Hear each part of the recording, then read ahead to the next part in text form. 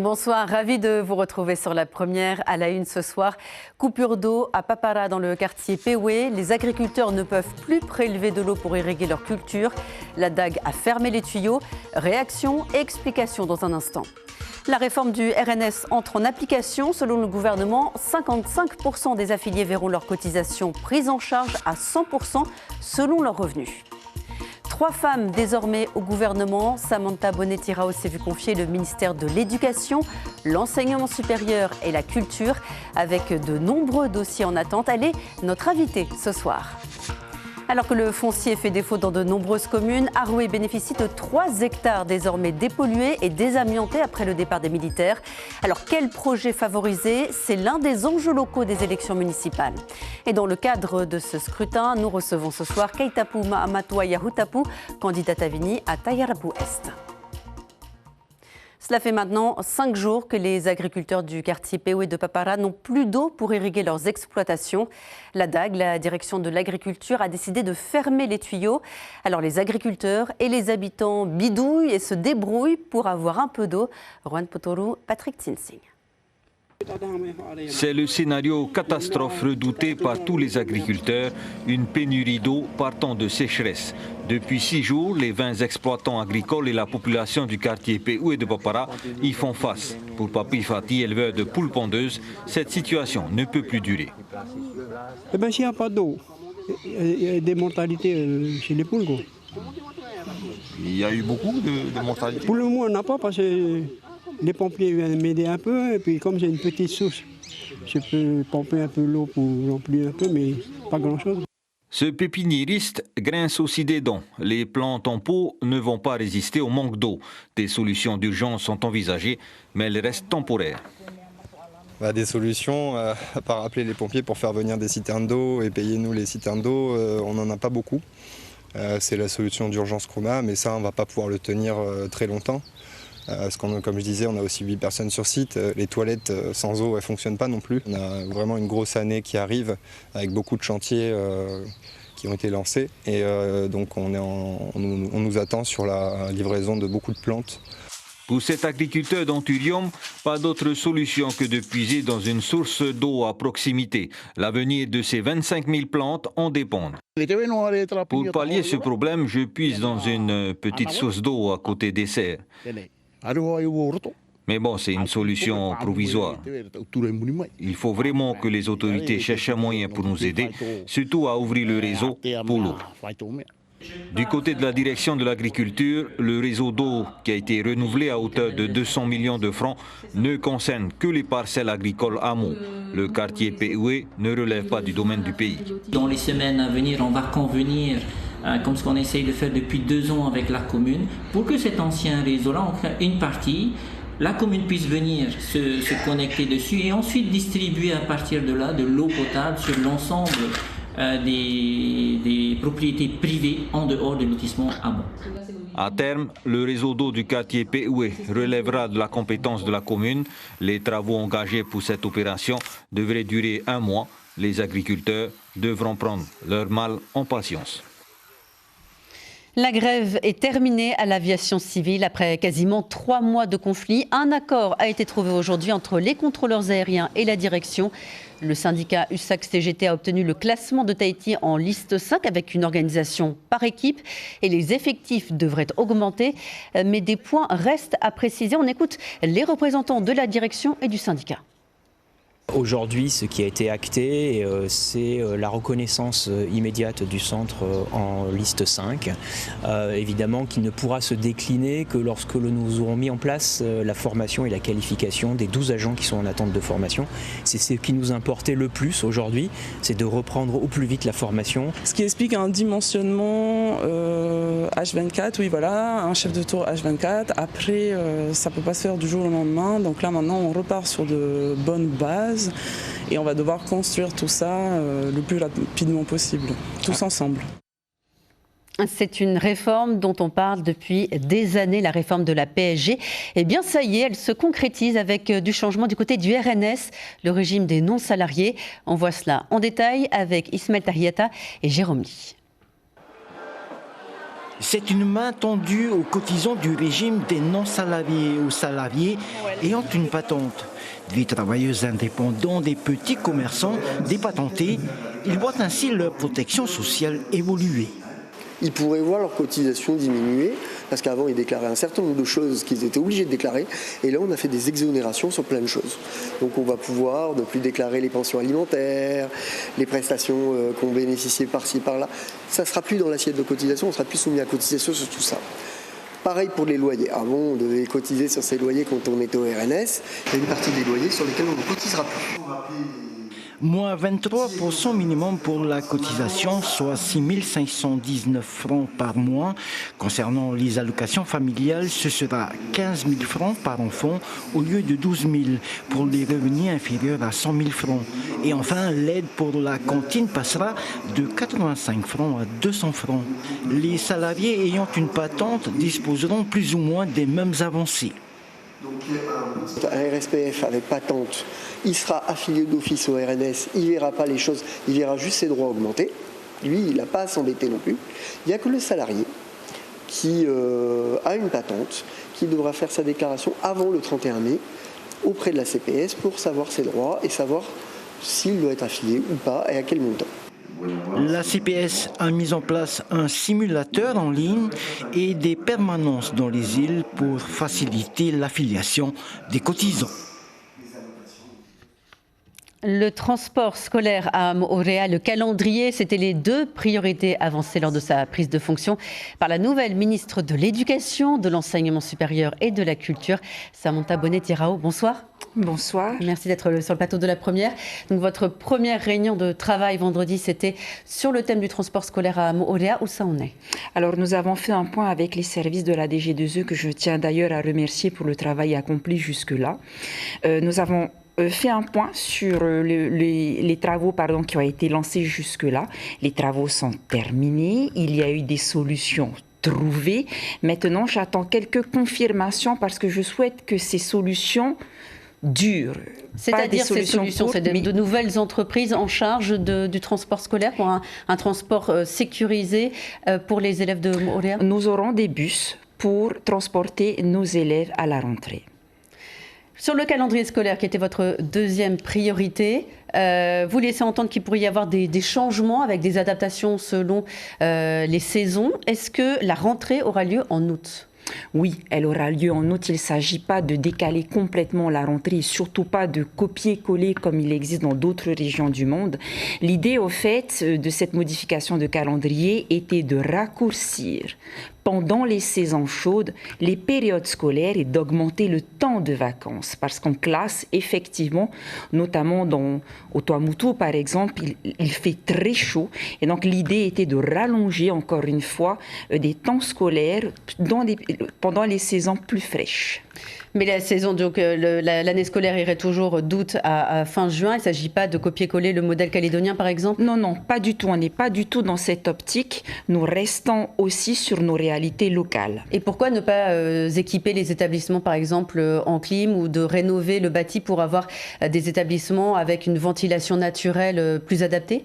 Alors, il y a des établissements qui sont déjà équipés. Il y a notamment dans le premier degré des communes qui ont accompagné cette action et qui ont équiper les écoles.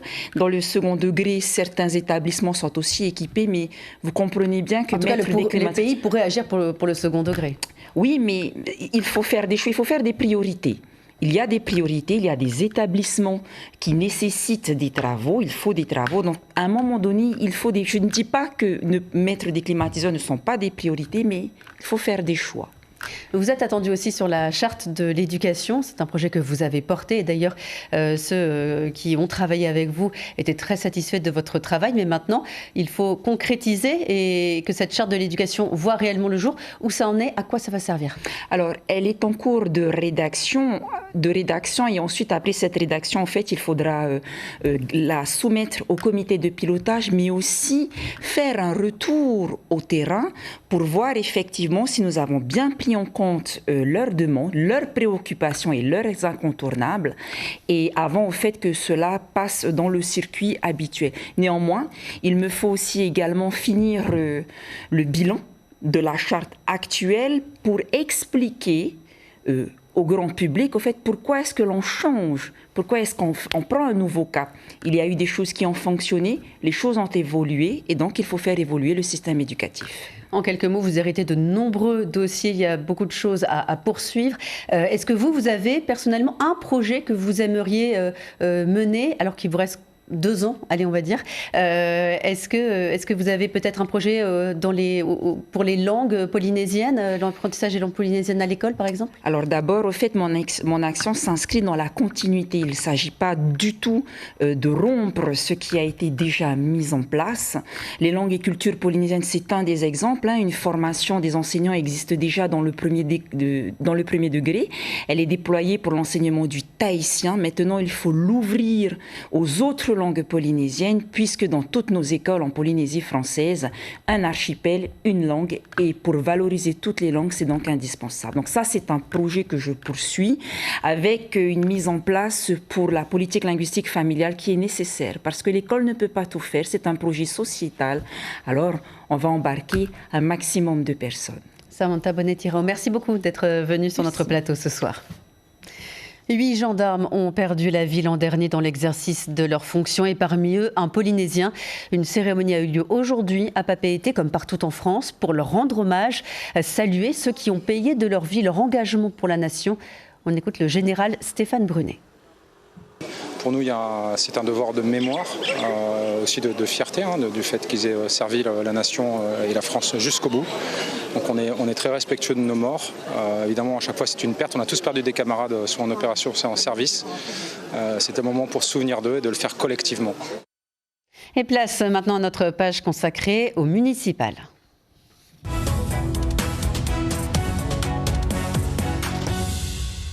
Et on commence par une escale à Aroué. La commune a récupéré les anciens terrains militaires. Plus de 30 000 mètres carrés désormais disponibles. Alors, quels projets vont y voir le jour? Quel avenir pour ce site? On le voit avec Mélissa Chong et Marcel Bonneau. Les idées ne manquent pas. 3 hectares, c'est la taille des terrains militaires rétrocédés à la commune de Aroué en 2017. Depuis, ces espaces suscitent les projets.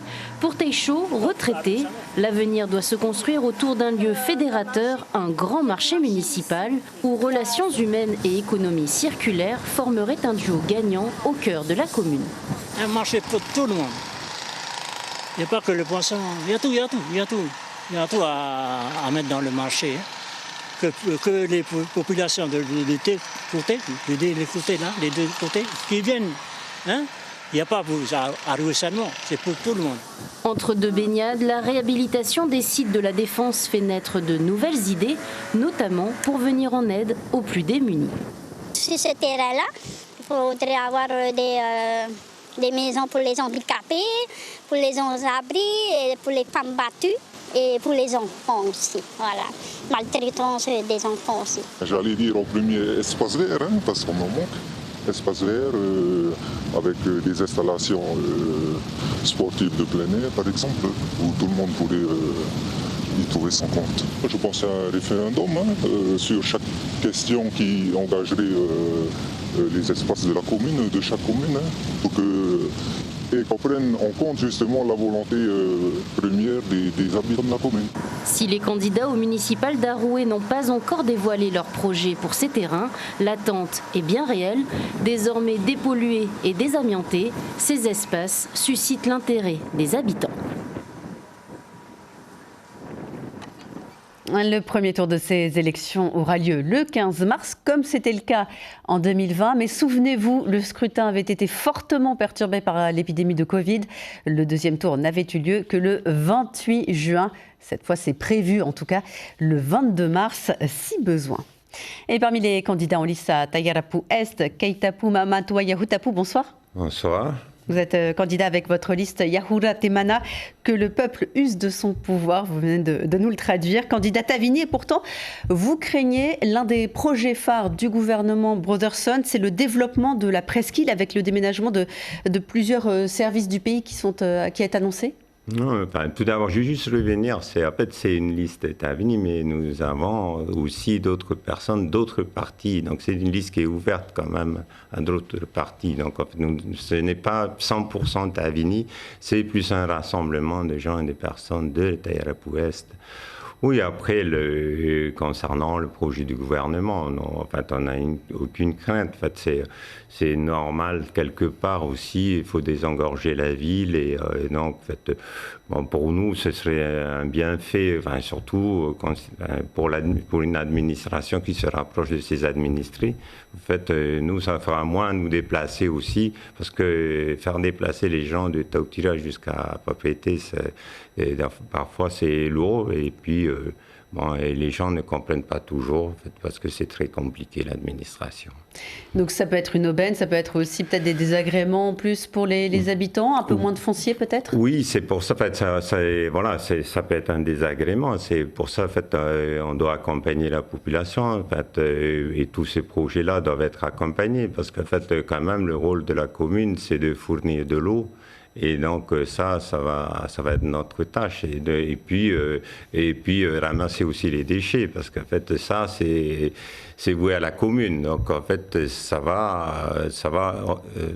peut déranger certaines personnes. En fait moi c'est ce que j'aimerais, c'est en fait là on verra bien avec le gouvernement. Enfin si jamais je suis élu.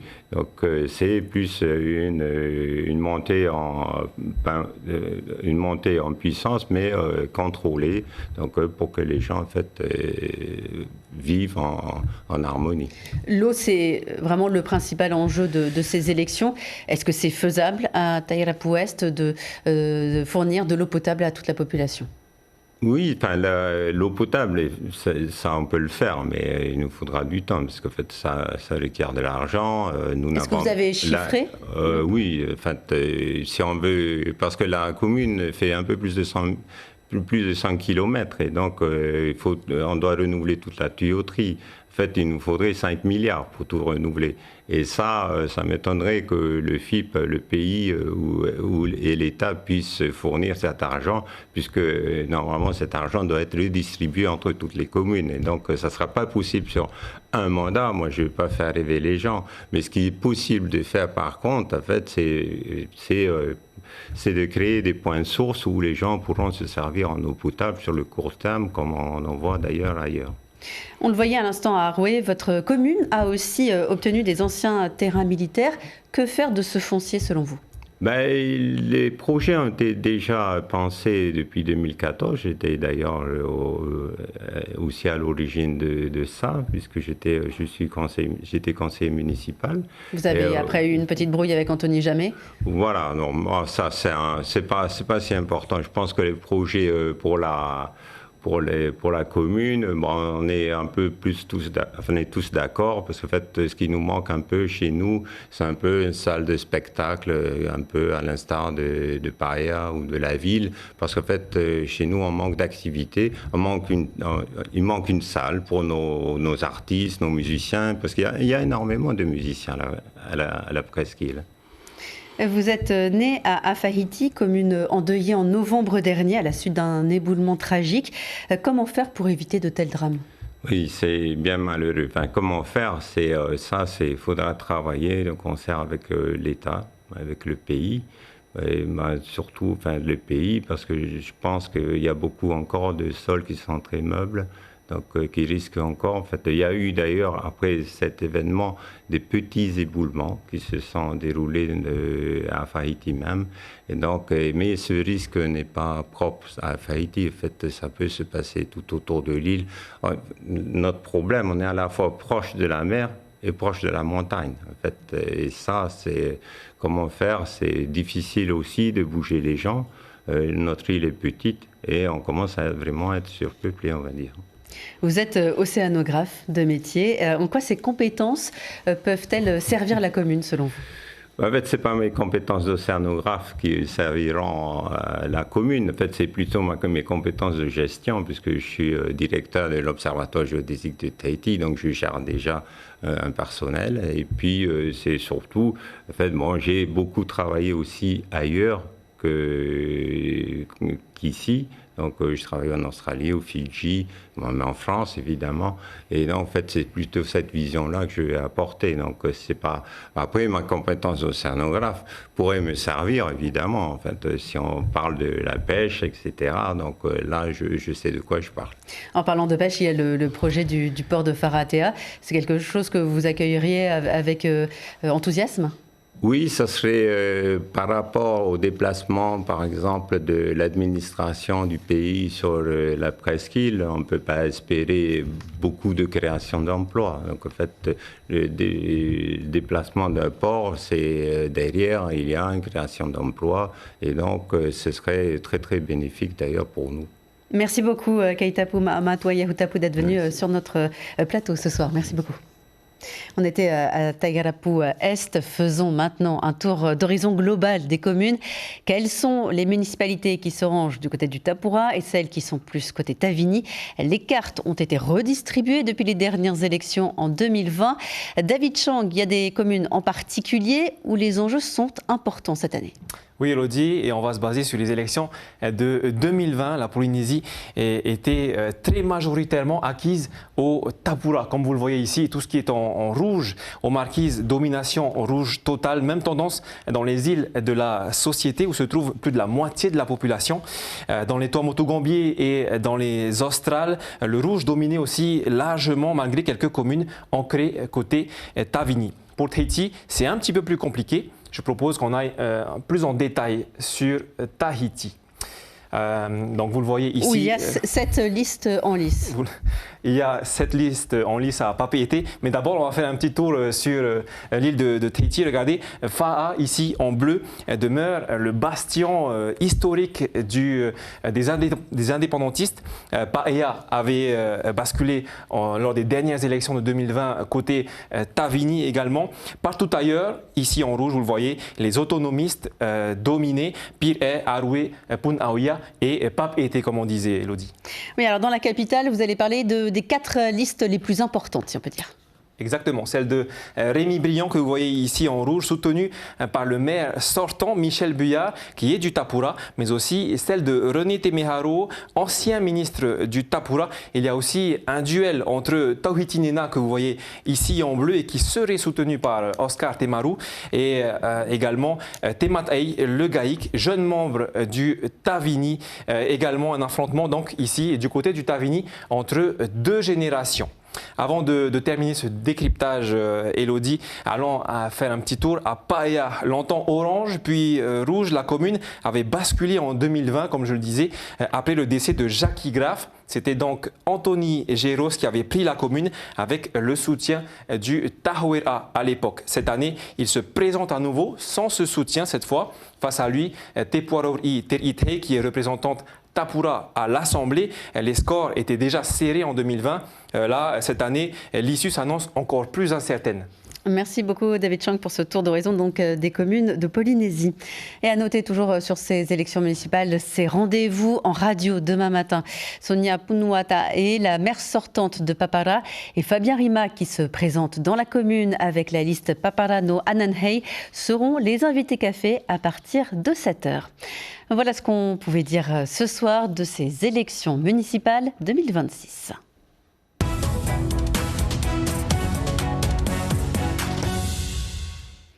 Pour gagner les Jeux du Pacifique 2027, il faudra être affûté sur le plan physique, mais aussi avoir un mental solide, d'où ce nouveau dispositif de formation lancé par le COPF.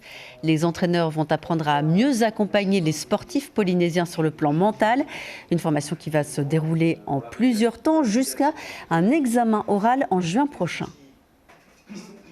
Ça s'articule en 3 blocs. Un premier bloc sur lequel on travaille sur une meilleure conscience de soi.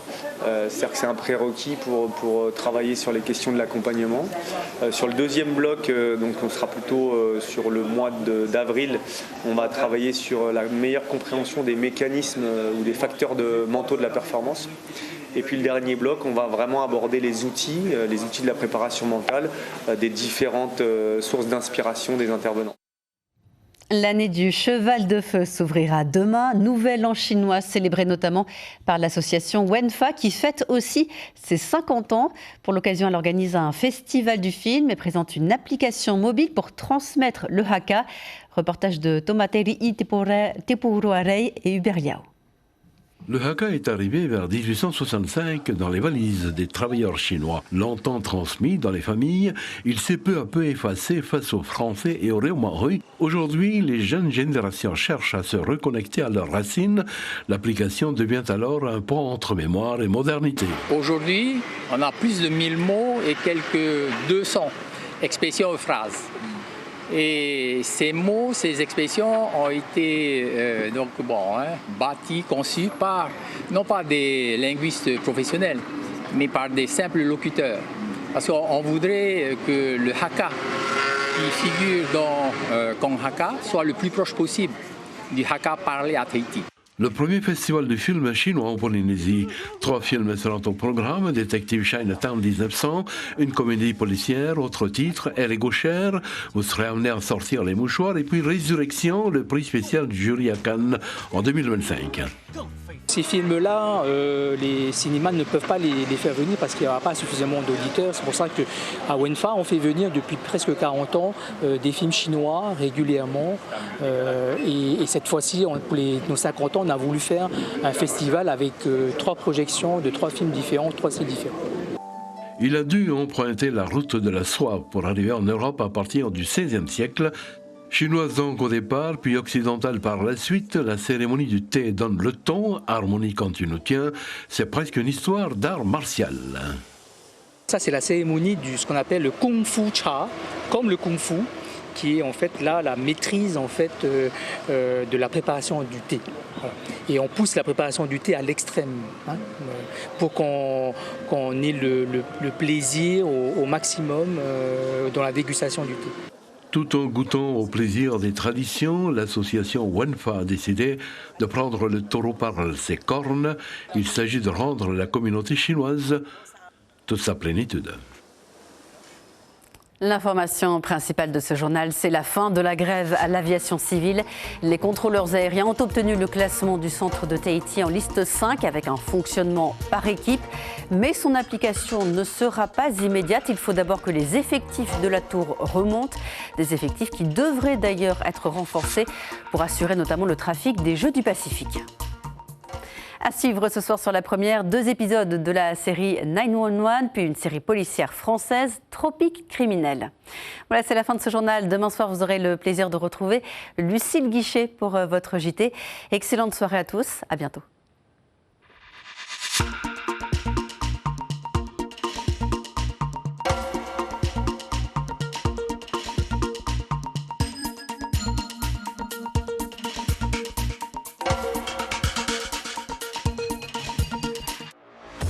Retrouvez toute l'info sur WhatsApp en scannant notre QR code.